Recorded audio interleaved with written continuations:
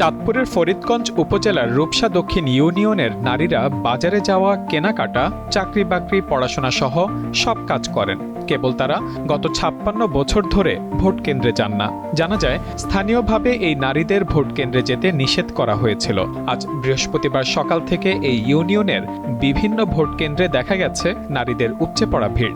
সরেজমিনে দেখা যায়, গ্রিদকালিন্দিয়া উচ্চ বিদ্যালয় কেন্দ্রে নারী ভোটারদের উপচে পড়া ভিড় ছিল।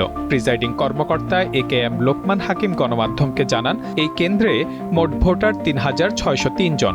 এর মধ্যে পুরুষ ১,৮১১ ও নারী ১,৭৯২। সকাল ৯:৩০ পর্যন্ত কেন্দ্রে ভোট পড়েছে ৪০১ জনের।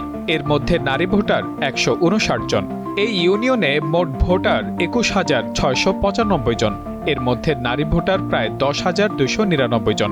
তাদের অংশগ্রহণ এবারের নির্বাচনে গুরুত্বপূর্ণ প্রভাব ফেলতে পারে বলে মনে করছেন সংশ্লিষ্ট ব্যক্তিরা। স্থানীয়রা জানান, ১৯৬৯ সালে ভারতের জয়নপুর থেকে পীর মওদুদ হাসান জয়নপুরী রহমতুল্লাহ আলাই এখানে আসেন।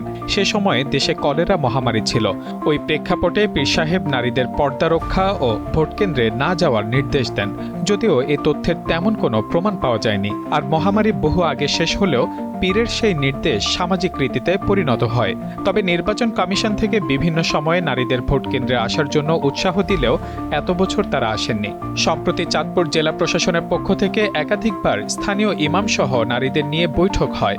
সেসব বৈঠকে নারীদের ভোটাধিকার সম্পর্কে সচেতনতা বাড়ানো হয়। স্থানীয় প্রশাসন এই ইউনিয়নের আলেম, ইমাম, মুয়াজ্জিন ও সাধারণ মানুষদের নিয়ে বৈঠক করে।